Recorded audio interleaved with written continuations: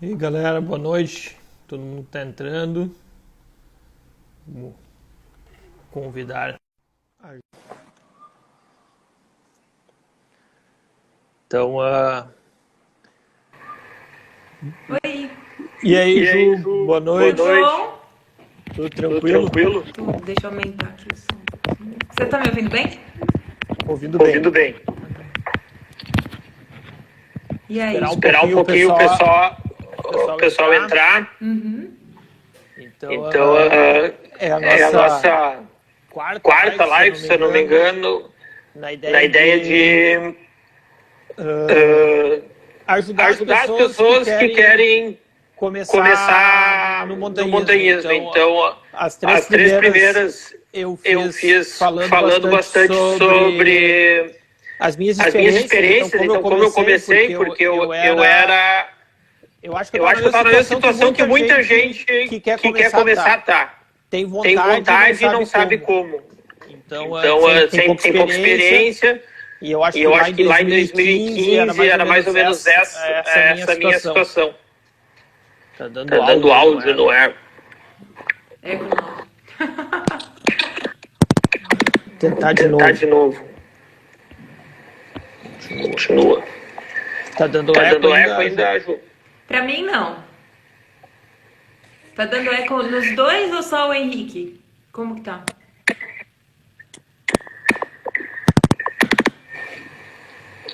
Que Será que é estranho. Estranho. isso? Jura, gente? Ju, abaixa o som do celular, será que é isso?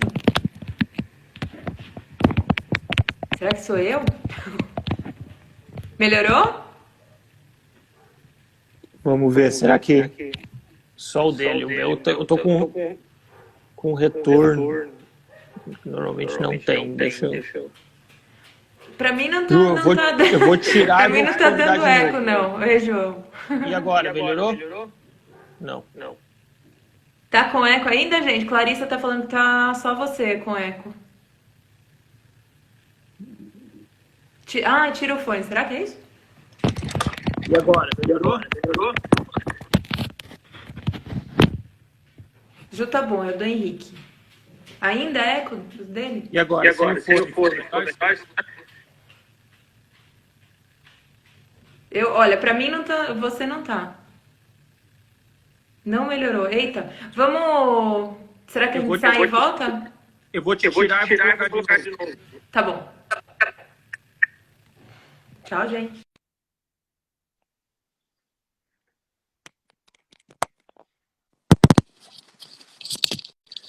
E agora? Será que tá melhor assim? Alguém me dá um feedback aí? Sim. Agora, sem eco, né? Também, meu retorno. Vamos tentar, então, combinar.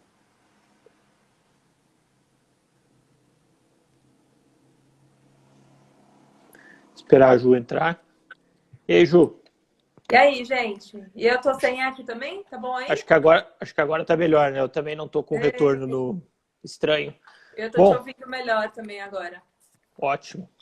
E Então, aí? continuando, eu era totalmente iniciante lá em 2015, eu fazia escalada em rocha e eu tinha muita dúvida. Então, pensando nisso, eu resolvi fazer essa sequência de lives aí para o pessoal que quer começar e de repente tenha como meta após quarentena também começar na montanha.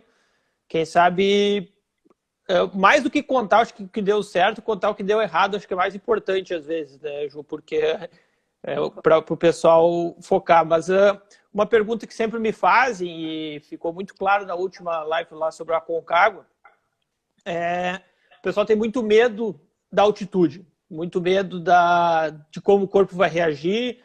Muita gente, quando vem trocar ideia comigo, fala que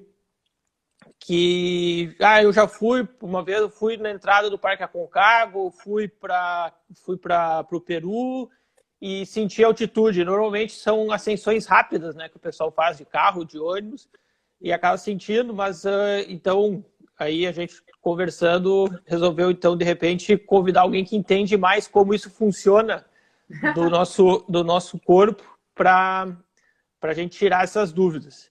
Então, para quem não conhece a Juliana Schlatter, assim que pronuncia, ela é médica, especialista em áreas remotas, dá para dizer assim, Ju. Eu vou deixar tu te apresentar aí para o pessoal, dar tuas credenciais e a gente vai conversando.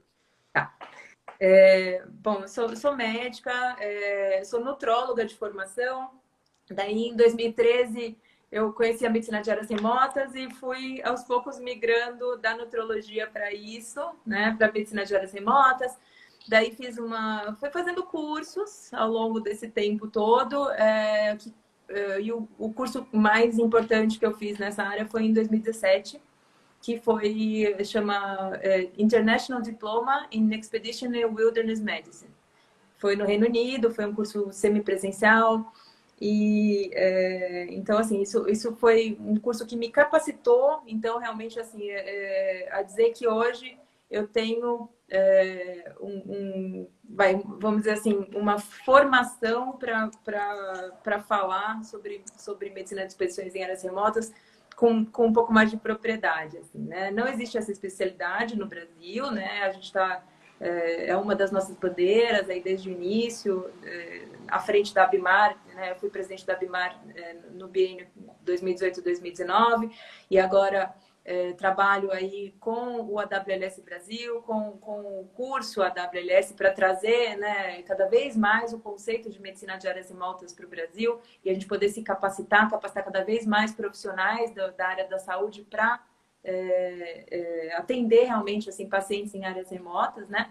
Para quem não sabe o que é a Abimar, Ju, então a Abimar é a Associação Brasileira de Medicina de Áreas Remotas, é isso? Isso, a Abimar é a Associação Brasileira de Medicina de Áreas Remotas e Esportes de Aventura, né? Eles também estão aqui no Instagram, né? Abimar_Med. E a Associação Brasileira que realmente, então, vem lutando com muita força aí desde 2012, 2013, para transformar essa nossa paixão numa realidade aqui dentro do Brasil, né? Então, e assim, dentro da medicina de áreas remotas, eu sempre gostei muito, uma coisa que me atraiu muito, sempre foi a altitude. Eu acho extremamente interessante tudo que diz respeito à altitude. E daí eu comecei a ir para a altitude também, então senti um pouquinho na minha própria pele tudo que eu havia lido e estudado, enfim. Então, assim, acho que esse teu convite hoje foi muito legal, porque eu adoro falar sobre isso e vou falar com alguém que conhece altitudes extremas, né? Então, quer dizer, você já foi para 2 montanhas com mais de 8.000 metros, chegou no cume de 2 montanhas com mais de 8.000 metros, tem o projeto de fazer os 14 e 8.000. Isso. Então, assim, é muito legal falar com você hoje, Henrique, sobre essas nossas, essa paixão que a gente tem em comum, que é a altitude, né?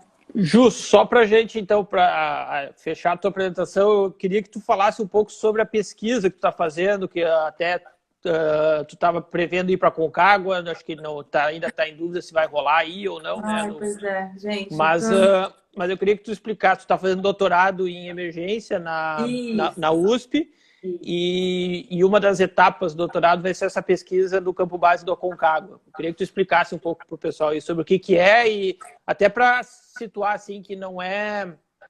A gente não está falando de bibliografia aqui, a gente está falando de ciência com coleta de dados e coisa experimentada. Então, assim, o nosso projeto de pesquisa, ele é um projeto de pesquisa que se propõe a estudar as alterações a nível genético e molecular que acontecem quando a gente vai para a altitude. Então, assim, a gente sabe que o nosso organismo responde de uma certa maneira à altitude, né? Quem não mora em altitude responde de uma certa maneira quando vai para a altitude, né? Então, o que a gente quer estudar nesse nosso projeto do doutorado quais são as alterações a nível genético e molecular. O que acontece, né? Por que algumas pessoas ficam doentes e outras pessoas não ficam doentes, né? Com o mesmo perfil de aclimatação, com a mesma idade, com a mesma... seguindo a mesma dieta, o mesmo perfil de hidratação. Por que algumas pessoas ficam doentes e outras pessoas não ficam doentes, né? Então, é isso que a gente vai tentar estudar aí. O meu projeto de pesquisa é né? Eu sou inscrita, sou doutoranda da disciplina de Medicina de Emergências do HC da USP aqui em São Paulo, né? E no futuro a gente vai tentar, então, transformar isso. Eu e meu orientador e o pessoal lá da disciplina, a gente está querendo... a gente tem o sonho de transformar, então, a medicina de áreas remotas numa subespecialidade da medicina de emergência. E esse seria, então, um primeiro passo. Para isso, né, esse estudo, ele foi idealizado para ser feito no acampamento base do Aconcagua, que é o Plaza de Mulas, né, a 4.300 metros. Então, a gente vai para lá, vai montar um laboratóriozinho lá e vai morar lá entre 45 e 60 dias, colhendo, então, o sangue dos montanhistas brasileiros que vão tentar chegar ao cume do Aconcagua, né? Mas a ideia é ver se as pessoas que aclimatam diferente têm uma predisposição prévia a aclimatar melhor ou não, ou é perceber se a altitude causa algum efeito no corpo que se perdure depois ao longo do tempo? Então, na verdade é assim, a gente quer ver se porque assim, a gente tem diversos genes que respondem o fato da gente, quando a gente está na altitude, tem menos oxigênio disponível, né? Não porque proporcionalmente tem menos oxigênio, quer dizer, tem a mesma quantidade de oxigênio proporcional que tem aqui, 21%.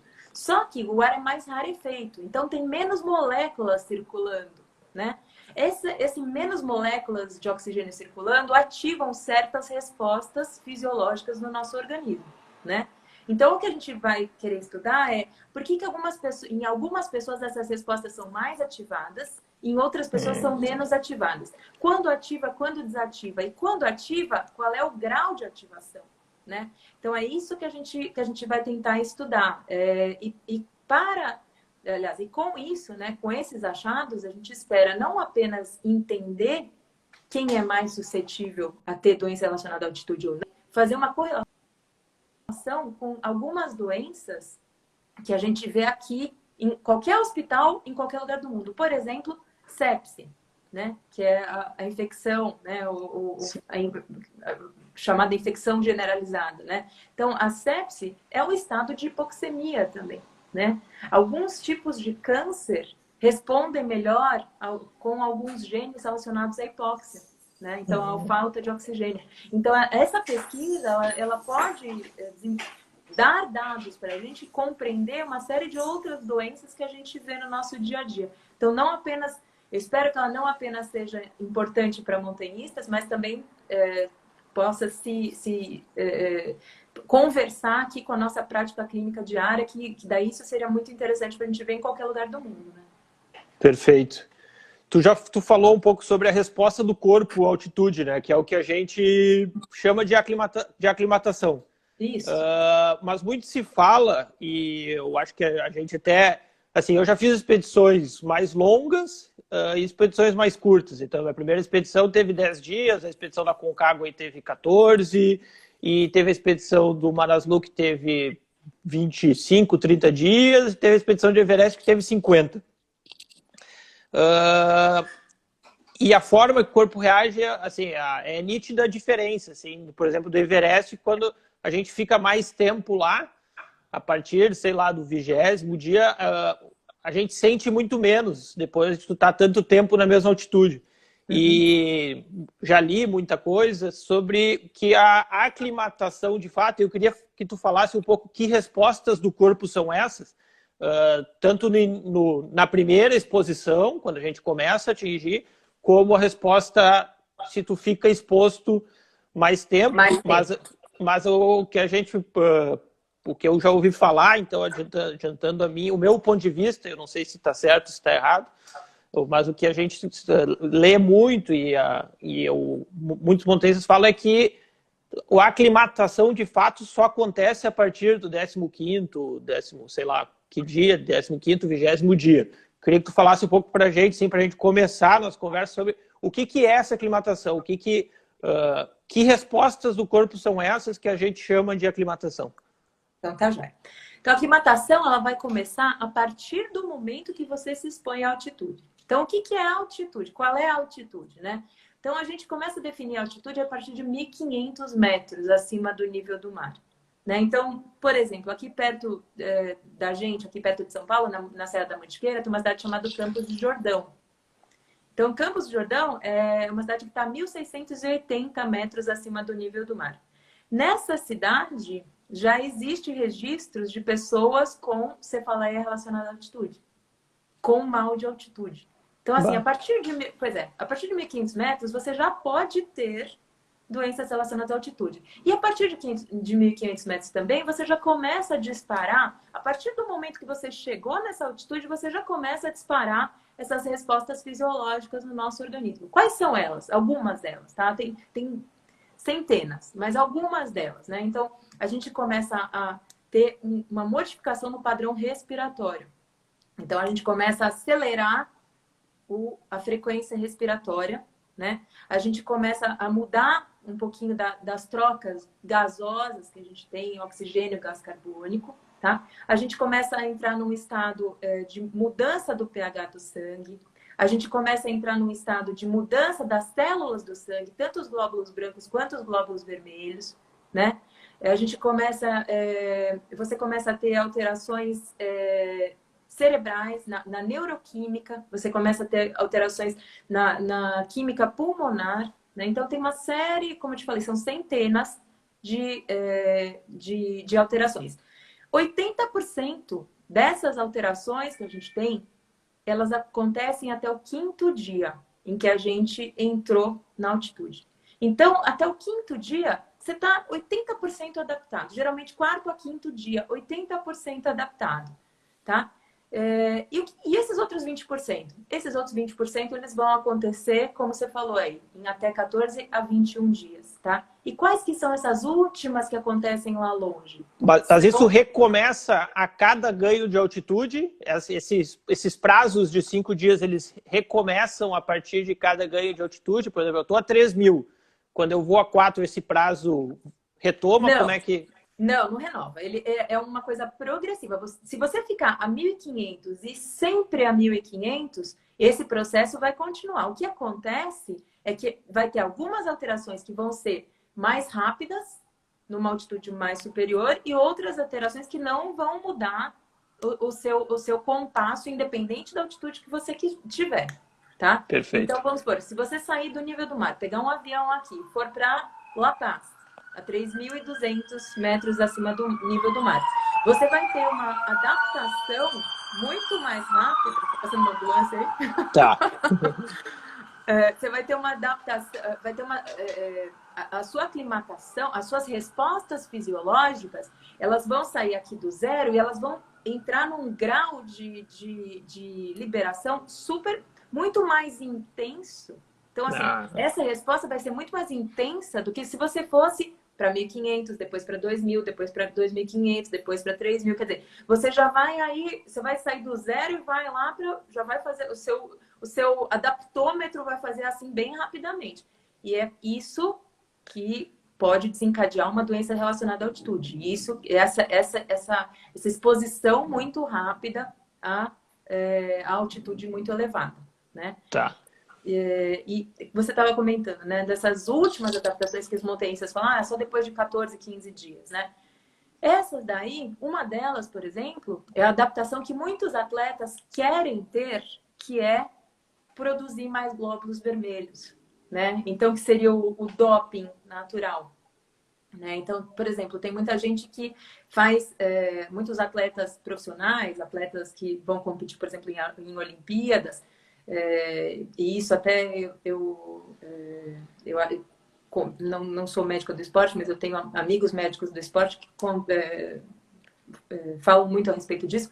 E em algumas competições é até considerado doping você fazer esse tipo de coisa, de você se expor à altitude primeiro e fazer uma massa maior de glóbulos vermelhos, porque quanto mais massa de glóbulos vermelhos, massa de eritrócitos você tem, maior é o seu aproveitamento de oxigênio. Quer dizer, quando você voltar aqui para baixa altitude com aquela massa grande de glóbulos vermelhos, você vai render mais, né? Então, assim, só que essas adaptações, elas só acontecem lá para frente, 14 a 21 dias. Demora bastante mesmo.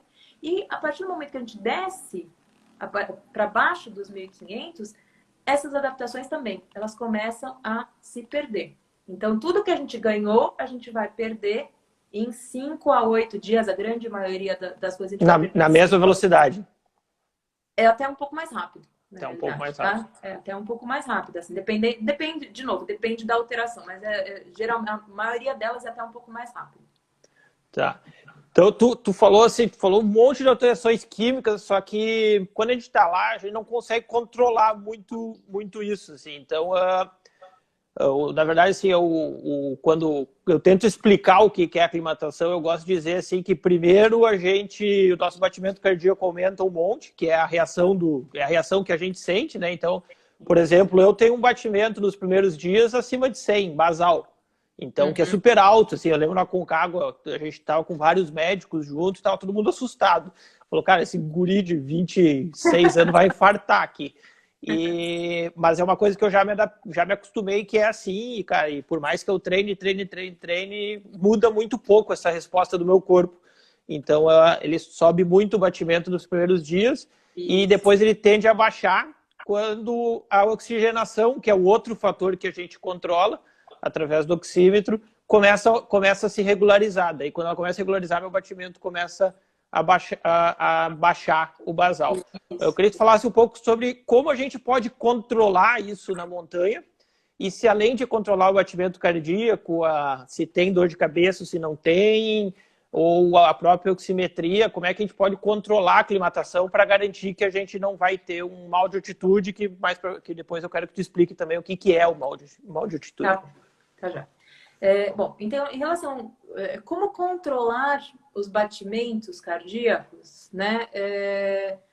Não dá para controlar e a gente nem quer que controle. Por quê? Porque justamente esse aumento da frequência cardíaca, com a frequência cardíaca, acontece o seguinte: aumenta o débito cardíaco, aumenta a frequência cardíaca, a frequência máxima ela vai diminuir. A gente tem uma frequência máxima que é mais ou menos, uma continha fazendo simplesmente, 220 menos a nossa idade, né? Então, se você tem 40 anos, a sua frequência máxima é 180. O que vai acontecer é que você, conforme você vai ganhando altitude, a sua frequência máxima ela vai também diminuir, tá? Então, a sua frequência máxima, que é um cálculo que não vou entrar agora, ela vai diminuir. Então, a sua frequência cardíaca basal ela aumenta, a frequência máxima diminui, a gente acaba ficando nesse pinçamento aqui. Acontece que nesta zona, nessa área, esse tipo de alteração, não apenas esse tipo de alteração, mas também a frequência respiratória. Tem muita gente que fica muito incomodado com a frequência respiratória mais alta, né? Só que acontece que justamente essa frequência respiratória mais alta, com o aumento do débito cardíaco, com o aumento da frequência respiratória, tudo isso são as adaptações que a gente quer que aconteça, né? Então, essas adaptações precisam acontecer para que a gente possa, eventualmente, entrar de novo num estado de equilíbrio, num estado de homeostase do organismo, para que a gente possa entrar nesse estado de equilíbrio, para que, então, a gente não tenha nenhum tipo de doença relacionada à altitude. E isso acontece perfeitamente bem, se a gente seguir um bom plano de aclimatação, até os 5.500 metros de altitude. A partir dos 5.500 metros de altitude, a gente não se compensa. E isso é mais evidente ainda a partir dos 7.000 a 7.500 metros de altitude, que é a zona da morte. Então, assim, a partir dos 5.500 metros, não existe mais aclimatação fisiológica. Não existe mais... Não é mais para viver. Sim. Não é mais no lugar onde o ser humano está adaptado para viver. Então, assim, a gente vai deteriorar mais rápido ou menos rápido. Mas a gente vai deteriorar acima de 5.500 metros e acima de 7.000, 7.500 metros muito mais rapidamente ainda. Né? A gente percebe muito isso na questão da massa muscular, né? A gente perde muita massa muscular a partir dos 5.500, 6.000 metros, assim, a diferença de quanto se perde peso numa montanha até 6.000, com uma montanha mais de 6.000 metros, é gritante. Assim, se perde peso muito mais rápido. É impressionante. Deve ter a ver com isso aí.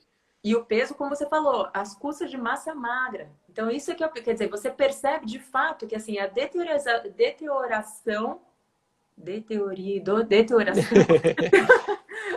do organismo mesmo, né? Você está entrando num estado que não existe mais equilíbrio, não existe mais fisiologia. A gente está entrando num lugar onde o ser humano não foi desenhado para estar. Você, como engenheiro, você sabe muito bem sobre o que eu estou falando de design. Então, o nosso design não foi feito para essa altitude, né? Perfeito.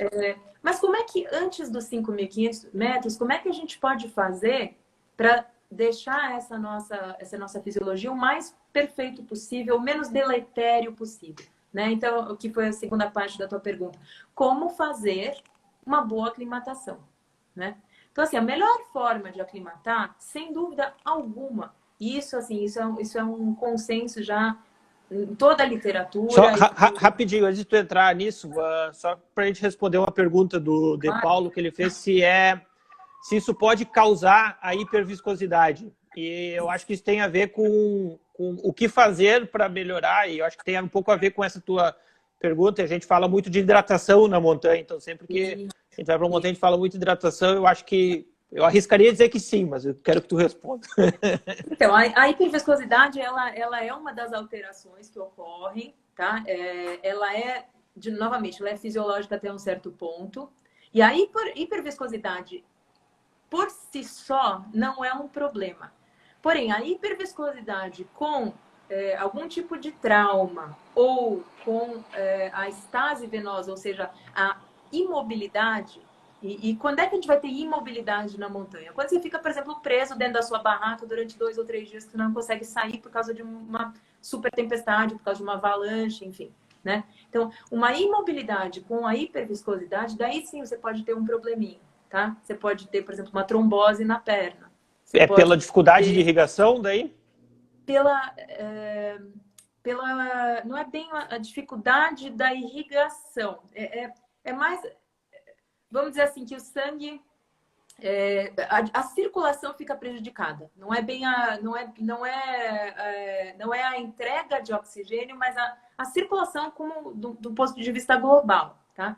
Então aí podem acontecer, por exemplo, tromboses, podem acontecer, por exemplo, infartos do miocárdio em pessoas um pouco mais velhas. E isso, se você associa, por exemplo, a um trauma, então você está subindo uma montanha, bate uma pedra na tua perna, por exemplo, né? E daí você vai ficar na barraca imóvel, hiperviscosidade, com imobilidade, com trauma. Então, assim, você vai juntando fatores que podem te trazer algum tipo de problema, né? Tá? A gente até brinca, assim, por exemplo, a gente ficou no Everest, a gente ficou 10 dias esperando, e a gente até brincava assim, é descanso, mas é descanso ativo. Então, todo dia a gente fazia uma caminhada de 1 hora, 1 hora e meia, justamente pensando nisso. E é muito grande a diferença. O dia que tu não pode sair, nossa, para ti voltar a caminhar, parece que as pernas pesam 10 vezes mais. Assim, eu acho que tem a ver com isso também. Essa caminhada, ela é muito importante, não apenas para essa questão da hiperviscosidade, né, para a questão da prevenção de tromboses, por exemplo, mas também para a aclimatação. Um perfil, né, é uma estratégia de aclimatação que a gente chama de climb high, sleep low. Então, né, escale até mais para cima e volte para dormir no lugar onde você estava. Então, quer dizer, faça uma atividade, uma day trip. Né? Então, tipo, faz uma atividade durante o dia e volta para dormir onde você estava, tá? Isso é super importante para a aclimatação. A aclimatação passiva, ela não é adequada. O mais adequado é fazer uma aclimatação ativa, como vocês fizeram. Perfeito. E muito se fala sobre o estilo alpino, que não teria esse volta para altitude baixa. Claro que as ascensões são muito mais curtas, 400, 500 metros por dia, quando nosso avanço de acampamento numa expedição é de 1.000, 1.200, muitas vezes. Pode prejudicar a aclimatação, o estilo alpino, assim, tanto é que é muito difícil as pessoas que tentam estilo alpino conseguir fazer cume numa montanha de 8.000 metros, por exemplo. É mais raro, não vou dizer que é difícil, é mais raro e muitas vezes acabam voltando por problemas de aclimatação. Assim, existe essa correlação, então? Então, na realidade é o seguinte, o que você falou, o estilo alpino, né? Então, assim, você fazer mais acampamentos, mais leve, né? Tentar subir mais rápido, porém com mais paradas. Isso é o que eu estava começando a dizer antes, que assim, é o que a gente sabe hoje, é o padrão ouro para você não ter doenças relacionadas à altitude. Então, assim, o ganho, qual é um ótimo perfil de aclimatação? Qual é o perfil de aclimatação ideal? É um perfil de aclimatação que não tenha um ganho superior a 500 metros em 24 horas. Quando a gente fala Perfeito. ganho de altitude, a gente fala altitude onde você vai dormir, né? Sim. Então, por exemplo, se você, como eu estava comentando, né, o climb high, sleep low. Se você fizer, nós estamos aqui a 5.000 metros, a gente vai fazer um climb high até 1.000, até 6.000 e vai voltar para dormir no 5.000, não tem problema, porque a gente voltou para dormir no 5.000. Ou a gente vai do 5.000 até os 6.000 e volta para dormir no 5.500 também, não tem problema. Então, quer dizer, quando a gente fala em ganho de altitude vertical, a gente está falando em local onde a gente vai montar a barraca e dormir. Sim. Né? Tá? Então, assim, esse ganho de altitude é o ganho de altitude ideal para que não tenha nenhum tipo de doença relacionada à altitude. Qual é o problema desse ganho de altitude? É que, como você comentou, em algumas montanhas é impossível você montar acampamento a cada 500 metros verticais. Em algumas montanhas é possível fazer isso, em alguns outros lugares não é possível e acabou. Existem lugares onde você consegue montar acampamento e lugares onde você não consegue montar acampamento. Então, o que a gente faz? Qual que é a diretriz para quem não consegue manter um ganho, precisa ter um ganho maior do que 500 metros em 24 horas? É passar uma noite a mais.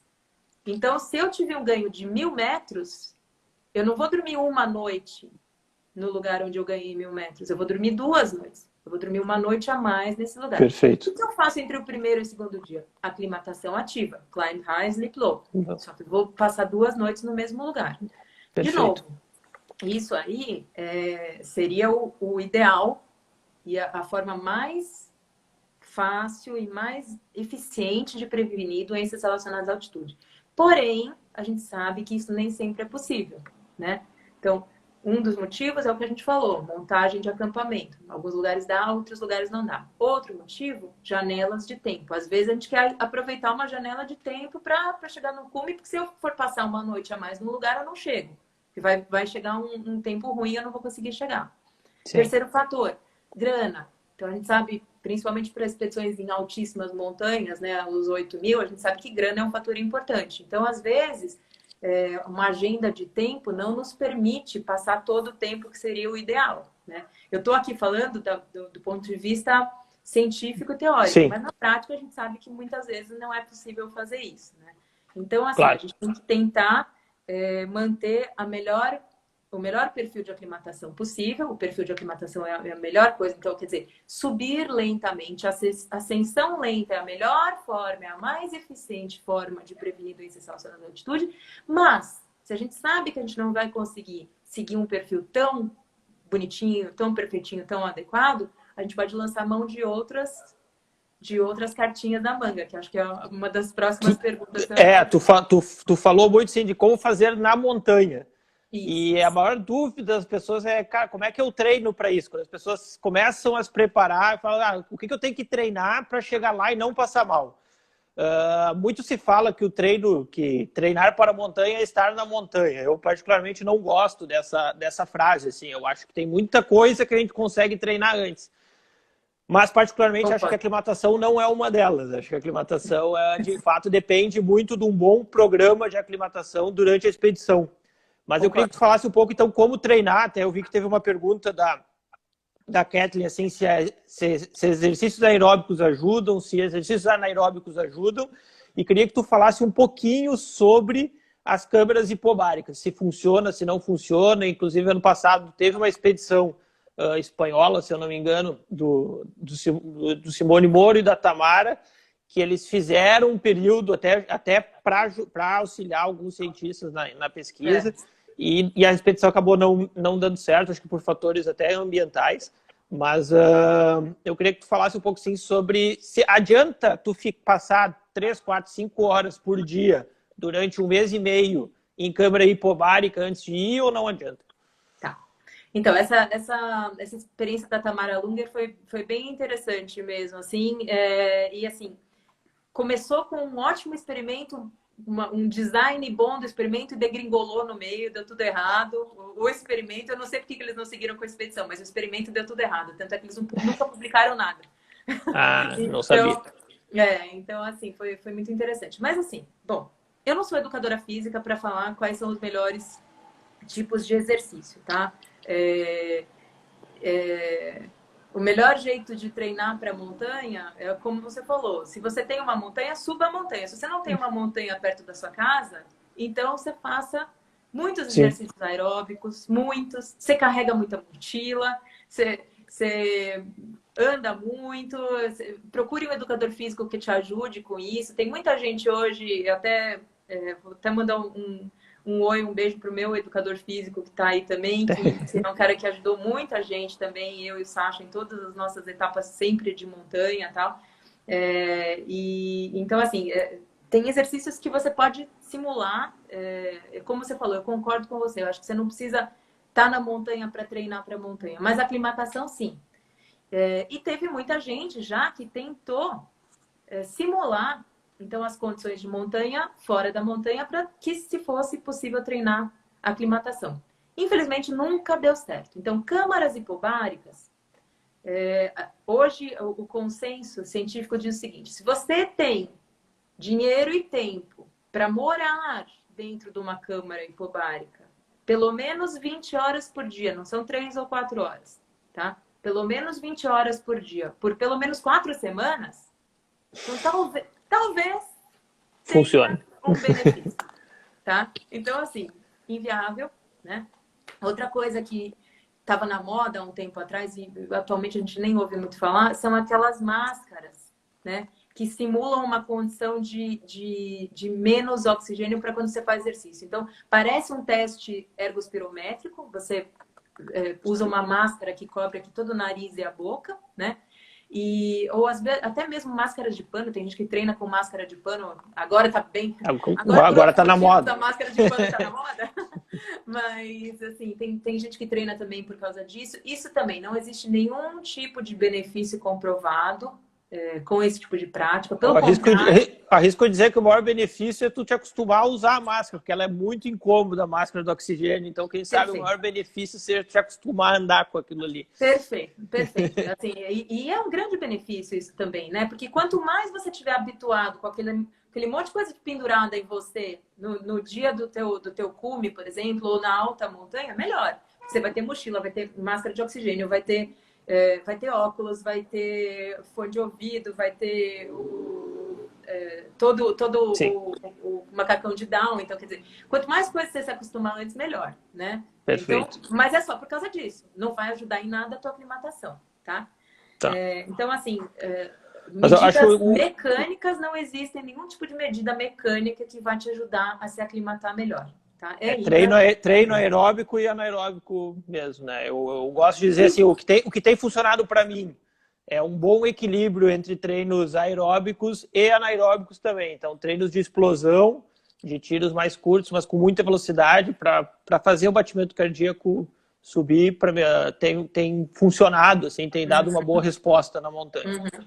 É assim, na montanha, você ser um atleta não significa você ter sucesso. Mas você estar mal preparado fisicamente provavelmente vai significar o seu não sucesso, né? Então, assim, você tem que estar, principalmente para uma alta montanha, você tem que estar no momento que você fala assim, nossa, estou na minha melhor forma física. Né? Assim, na ponta dos cascos, como a gente diz aqui. Na ponta dos cascos, exatamente. Treinei tudo que eu podia treinar, estou me sentindo bem. E outra coisa, treinar a cabeça também. Isso é uma coisa que a gente pode muito treinar aqui embaixo e é muito importante que a gente treine. E isso também, quanto mais montanhas na sua vida e mais dificuldades, mais a gente vai treinando isso também por aqui, né? Então, assim, não subestimar o poder do treinamento mental, né? Acho que isso é importante. Tá. Bom, eu acho que a próxima pergunta que eu tinha, Ju, eu acho que vai muito na linha da pesquisa que vocês estão fazendo. Se existem organismos mais aptos. Pelo que eu entendi da tua introdução sobre a pesquisa, é que sim, existem. Mas ninguém sabe ainda que fator torna o organismo mais apto. Isso mesmo. A gente não sabe por quê. A gente sabe, por exemplo, que existem certas populações que já moram em altitude que são mais bem adaptadas à altitude. Por exemplo, os Sherpas. Por exemplo, os etíopes que moram em altitude. Por exemplo, mas é uma dúvida que eu sempre tive. Eles têm um organismo mais adaptado ou eles simplesmente estão aclimatados? Então, Eles têm adaptações genéticas mesmo. Genéticas. Isso a gente já tem comprovado, né? Já tem estudos mostrando isso. O que a gente quer saber agora com esse nosso estudo é por que algumas pessoas que não moram em altitude, porque assim, para eles é diferente, eles moram em altitude, né? Sim. Por que algumas pessoas que não moram em altitude conseguem se adaptar bem na altitude e outras não? Então, assim, que existem organismos que são mais adaptados a essa transição, não tem dúvida. A nossa dúvida é por quê. E daí, quem sabe... E eu não sei se tem alguma influência. Eu sinto que, por exemplo, para mim, o grande gargalo são os 4.000 metros. Cara, quando eu começo a chegar perto ali dos 4.000, eu já começo a ficar nervoso, porque eu sei que o bicho vai pegar, que eu vou sentir alguma dor de cabeça.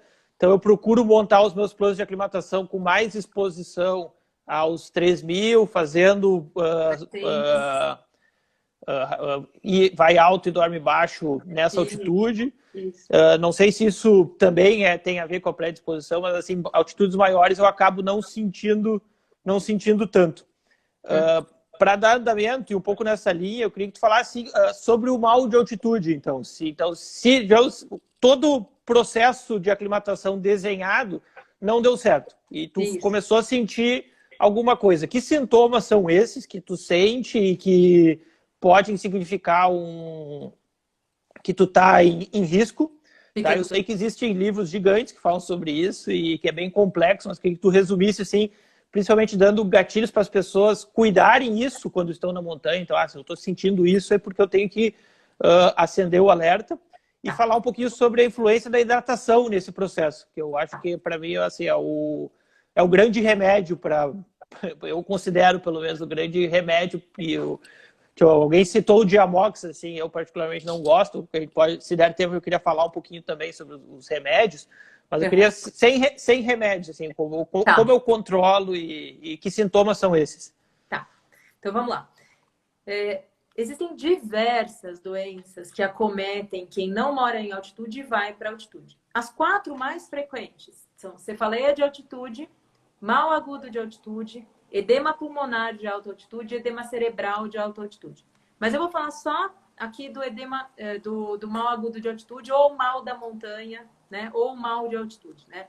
Então, que é o que você perguntou. Então, como é que eu sei que eu estou tendo mal da altitude, né? Então, a gente olha para 5 parâmetros, tá? Então, dor de cabeça, tá? Fraqueza, tontura, dificuldade para dormir e sintomas gastrointestinais, que podem ser desde um mal-estar ou falta de fome, anorexia, até vômitos, náuseas, cólicas. Então, assim, pode ser até diarreia, algumas pessoas têm também, tá? Então, assim, se você tem cefaleia e um ou mais desses outros 4, vou repetir: tontura, fraqueza, dificuldade para dormir, sintomas gastrointestinais. Se você tem cefaleia mais pelo menos desses 4, ou todos, ou 2, ou 3, ou 4, enfim, você tem mal de altitude. E se você está na altitude também? Porque isso é uma dúvida meio, parece bobinha, mas tem muita gente que depois desce, né? Então, começa a sentir alguma coisa e depois de descer, a pessoa fala: nossa, eu tô me sentindo eu acho que eu tô com mal de altitude. Não. Se você desceu, se você não tá em altitude, você não tem mal de altitude. Parece bobo, mas é verdade. Então, o que acontece? Se você tem um ou mais desses daí associado com a cefaleia, é porque você tá tendo mal de altitude, tá? O mal da altitude, ele é uma doença que pode ser desde uma doença leve até extremamente grave. Ela é uma doença com espectro, que vai piorando. Então, se você tem um mal de altitude leve, não dá bola para aquilo, continua subindo, continua se hidratando mal, se nutrindo mal, consumindo bebida alcoólica. Eu posso estar com mal de altitude e com uma oximetria de 80, por exemplo? Pode. Já vamos chegar lá. Então, se você está com um mal de altitude, vai continuando, vai progredindo, esse mal não melhora, você vai subindo cada vez mais, começa a não se hidratar bem, começa a não comer bem, não dorme bem, os sintomas vão aumentando, a intensidade dos sintomas, a quantidade dos sintomas também pode ir aumentando, até você chegar na doença mais grave, no espectro mais grave, que é o edema cerebral de alta altitude. O edema cerebral de alta altitude é um edema né? Então, é o inchaço do cérebro, é uma verdadeira emergência médica. A pessoa pode entrar em coma e morrer, tá? Então, assim, o que começa com uma doencinha simples pode resultar na morte. Então, o mal agudo de altitude é uma doença que não deve ser negligenciada, como você falou, tá? Então, a gente sempre precisa ficar de olho. Todos os guias de montanha que eu conheço, brasileiros, são pessoas... Então, o Carlos, a galera da Grade, Carlos, Areta, Du, o Máximo, o Pedro, a Maria... o Manuel Morgado, o Aguinaldo, são pessoas extremamente boas, extremamente capazes de identificar qualquer uma desses sintomas. Você também, você já viveu, você sabe muito bem identificar isso como montanhista e como guia. Sim. Também. Então, assim, acho que a gente não tem... quem vai como turista ou como montanhista, não, se vai com uma boa... Com um bom guia, não precisa se preocupar, porque certamente o seu guia vai saber reconhecer esses sintomas a partir do momento que eles acontecerem e vai saber tratar, tá? Perfeito. Vai saber o que fazer se eles realmente acontecerem.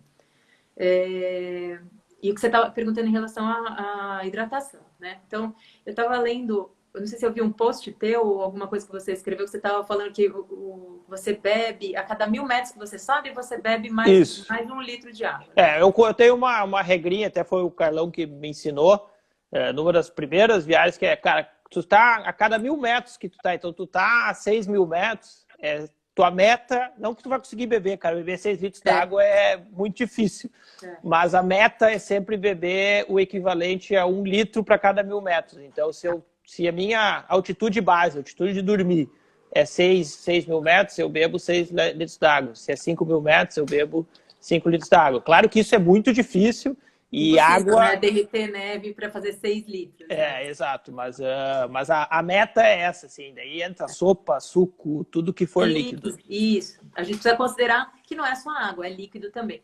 Mas o que eu achei mais interessante que você escreveu, assim, cada um tem uma regrinha, né? Cada um pode fazer a sua própria regra. Mas o mais interessante que você escreveu, e esse é o nosso parâmetro, é a cor da sua urina. Então, assim, se você tem urina clara, você está bem hidratado. Se você tem urina escura, pouca urina e urina escura, para pensar, porque haja combustível para derreter 6 litros, né? E assim, se você está com a urina escura e pouca quantidade de urina, esquece, tá errado, tá? Você está fazendo alguma coisa errada, você está se hidratando mal. E a hidratação inadequada, sim, ela é um fator predisponente a mal agudo de altitude, é um fator predisponente a cefaleia de altitude, tá? E pode ser um fator predisponente também ao edema pulmonar de alta altitude, que é outra doença completamente diferente, não tem a ver com mal de altitude, não tem a ver com edema cerebral, é outra doença com outra fisiopatologia completamente oposta. E daí sim, você estava me perguntando da oxigenação, no edema pulmonar de alta altitude, a gente frequentemente vê uma baixa oxigenação no sangue, né? Então a gente chega a ver... E isso eu já presenciei, oxigenações tão baixas quanto 47% de oxigênio, né, saturação de oxigênio, que a gente chama, né, saturação de O2. Para quem não é da área da saúde, para vocês terem uma ideia, nós aqui, né, no Brasil, que não existem altas altitudes, a gente aqui, se for medir agora, está com 98, 99, tá? Quando a gente vê no hospital, por exemplo, alguém com 90, a gente fica com o olho desse tamanho pensando, eu acho que eu vou ter que entubar esse cara. 89, você já tá com o tubo na mão, tá? Então, 47, pra vocês terem uma ideia, isso acontece na montanha. Não acontece no mal agudo de altitude, não acontece no edema cerebral de alta altitude, a não ser que eles sejam associados ao edema pulmonar. Mas eu não vou entrar em todas essas doenças, que elas são bem complexas, e a gente pode até falar sobre isso uma outra vez, ou se vocês quiserem, depois, quem quiser me escreve que eu mando um materialzinho para vocês lerem. Nós temos mais uns 10 minutos pelo tempo. Só respondendo a pergunta da Marcília, eu acho que é uma pergunta bem interessante para a maioria das pessoas. É possível sentir o mal de altitude em altitudes menores que de viagens anteriores? Acho que é legal falar um pouquinho sobre isso, que é uma coisa que as pessoas me falam, não, tu já subiu o Everest, não tem mais problema com isso. Não é bem assim. Antes fosse, né? Antes fosse. O que a gente também sabe hoje é o seguinte, quem tem predisposição a ter mal agudo de altitude, provavelmente vai ter repetidamente. Mas isso não necessariamente é verdade. Então, tem gente que vai ter numa expedição e, às vezes, numa outra expedição, até para uma altitude mais alta, não tem, tá? Então, o que a gente sabe hoje é que o edema pulmonar de alta altitude é uma doença recorrente em quase 100% dos casos. Então, se você teve, provavelmente, quase 100% de chance que você tenha novamente, em qualquer altitude. E o mal agudo de altitude, não. Você pode ter nessa expedição agora, na próxima não ter, tá? E independe da altitude. Você pode ter a 1.500 metros e não ter a 5.000. Ou vice-versa, tá? Então, você Legal. não tem Tá. essa correlação. E para fechar esse assunto, então, o tratamento para altitude é descer, certo? O tratamento para altitude é descer. Então, Descer, né? Abortar os objetivos e cuidar da saúde.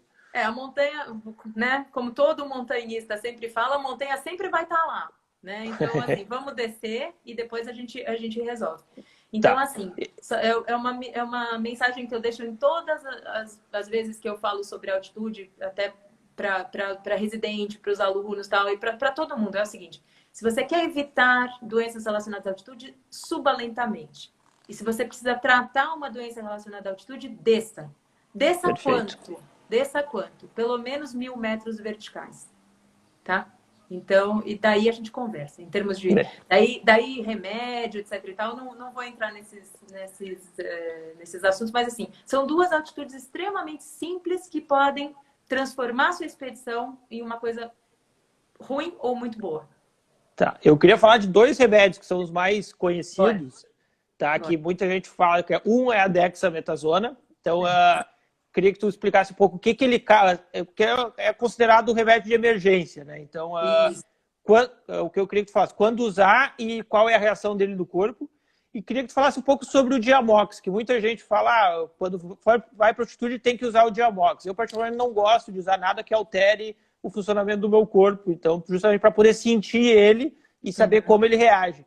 Mas tem gente, cara, eu conheço algumas histórias, não vou citar os nomes, mas de pessoas que só sobem com o Diamox porque sabem que o corpo deles funciona daquele jeito e não tem história. Queria que tu falasse um pouquinho, se possível. Então, nós estamos falando aqui, eu não vou falar de tratamento, tá? O tratamento, né, como a gente já falou agora, o tratamento para as doenças relacionadas à altitude, para fins dessa live, o tratamento das doenças relacionadas à altitude é descer. Então, não vou falar de tratamento, tá? Vamos falar de profilaxia, ou seja, de não ficar doente, né? De aclimatação. Então, assim, se você não pode subir lentamente, você pode usar alguns auxílios para ajudar a sua aclimatação. Um deles, que é o padrão ouro, é a melhor droga para auxiliar na aclimatação, é o Diamox. Então, assim, se você sabe que seu perfil de subida vai ser ruim, você vai subir muito rápido, você sabe que você não está muito bem de saúde, você sabe que você já teve mal agudo de altitude, você tem muito medo de ter, né? Você pode tomar o Diamox. Saiba que o Diamox é considerado doping pela WADA, que é World Anti-Doping Association. Tá? Então, ele é considerado doping. Tá? E ele não deve ser tomado por pessoas que têm alergia à sua fórmula. Tá? Mas ele é uma droga, fora isso, ele é uma droga extremamente segura e é uma droga que pode ser usada por praticamente todo mundo. Tá? Então, assim, se você julga que é uma pessoa que pode ter problemas com aclimatação, você deve procurar um médico do esporte ou alguém que saiba fisiologia de altitude antes de ir para altitude e conversar sobre isso, tá? Então, o Diamox e o tratamento começa antes de embarcar, certo? A profilaxia começa antes de subir para altitude. Por isso que você deve conversar com alguém, com um médico que entenda sobre esse assunto e não se automedicar, né? Perfeito. A dexametasona, ela é uma droga que também pode ser usada, ao invés do Diamox, você pode usar a dexametasona, ela é um corticosteroide, tá? O principal papel dela é anti-inflamatório, é um anti-inflamatório extremamente potente, tá? Só que ela não é tão boa quanto o Diamox. Ela é uma droga que a gente chama de segunda linha, tá? Então, assim, se você quer uma droga para prevenção de mal de altitude, é o Diamox. E depois, se não puder usar o Diamox por algum motivo, então daí a dexametasona, tá? A dexametasona tem um papel muito importante no tratamento, mas, de novo, não vou entrar nessa parte hoje, não. Tá, nós temos 5 minutos. Eu queria entrar num assunto bem controverso, que se fala muito sobre a ética do montanhismo relacionada ao uso ou não do oxigênio. Então, um assunto bem controverso, assim, para colocar a minha opinião. Então, a minha opinião eu acho que tu deve fazer o que te faz bem. Se tu tá satisfeito com subir com oxigênio, beleza. Se tu não tá, cara, tenta sem e também é super válido.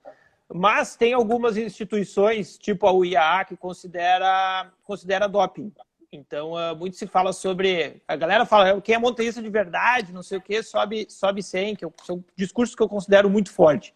Eu queria que você falasse um pouco sobre isso. É doping, de fato? Não é? O quão extremo é isso? Tá. Bom, pela WADA, né? World Anti-Doping Association, oxigênio é doping, né? Mas para esportes, para as Olimpíadas é doping, por exemplo. Para esportes de alto rendimento. Agora a escalada virou um esporte olímpico, né?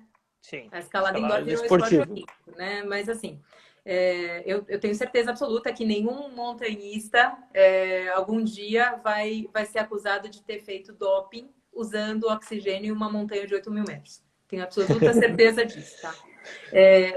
Minha opinião... e a minha opinião, tá? Sim. Então, assim, como montanhista, de novo, como você falou, se você se sente confortável usando, use. Se você não se sente confortável usando, se isso fere a sua ética, não use. Como médica, eu digo para você, use. Use, por favor, porque a sua chance de ter complicações com o oxigênio, inclusive de ter geladuras, que são os frostbites, ela diminui imensamente, tá? E o pessoal da Abimar aí também tá dando a opinião deles também. Acima da zona da morte, acima de 7.000, 7.500 metros, use oxigênio. Agora, não use oxigênio para qualquer coisa. Eu vi gente usando oxigênio no Kilimanjaro, pelo amor de Deus. Né? Então, assim... eu vi gente do Everest usando a partir do campo 2. Então, para essas pessoas... Tirando que a logística fica muito mais complicada, né? Tu carregar oxigênio para usar a partir de uma altitude tão baixa... Também é um problema muito grande. Sem dúvida. E você pode estar colocando outras pessoas em risco, pessoas que estão carregando isso para você, né? Então, assim, acho que tem toda uma ética pessoal que a gente precisa pensar. Eu acho que a segurança acima de tudo, né? A segurança da gente acima de tudo, a segurança das pessoas da expedição acima de tudo, né? Essa é a minha opinião. Ótimo. Por fim, aqui, eu acabei de ser notificado que temos 2 minutos. Folha e chá de coca. Folha de coca, chá de coca, gengibre, ginkgo biloba, deixa eu ver, cúrcuma tá na moda, gente. Cúrcuma, mel de abelha, chá de limão com gratidão, tem um amigo que fala muito isso. Tudo isso, gente, não tem comprovação científica. O que não quer dizer que você vai chegar lá na Bolívia e chegar para o boliviano e falar assim, tá falando aí uma bobagem. A gente tem que respeitar as culturas locais. Mas, cientificamente, não existe nada que nos autorize a usar nenhuma dessas coisas que eu falei. Perfeito. O Roman está comentando aqui, minha opinião. Comece usando para montanhas de 8.000, depois, se conhecer nessa zona, acho que está bem, tem de 100. Concordo perfeitamente, acho que é isso aí. Concordo Por isso também. eu tenho feito com 8, tentei o Manaslu.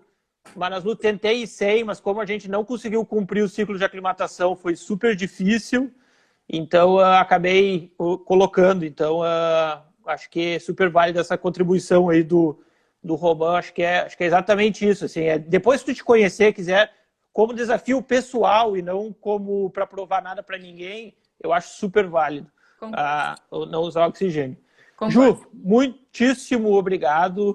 A gente sei que a gente poderia passar aqui mais 1 hora e pouco conversando, mas o Instagram vai nos cortar. Vai. E quero agradecer a todo mundo que assistiu, dizer que na segunda a gente tem mais uma live falando aí sobre a organização no montanhismo, então as instituições brasileiras e um pouco mais. Muito obrigado pelo convite, espero que todo mundo tenha gostado tanto quanto eu.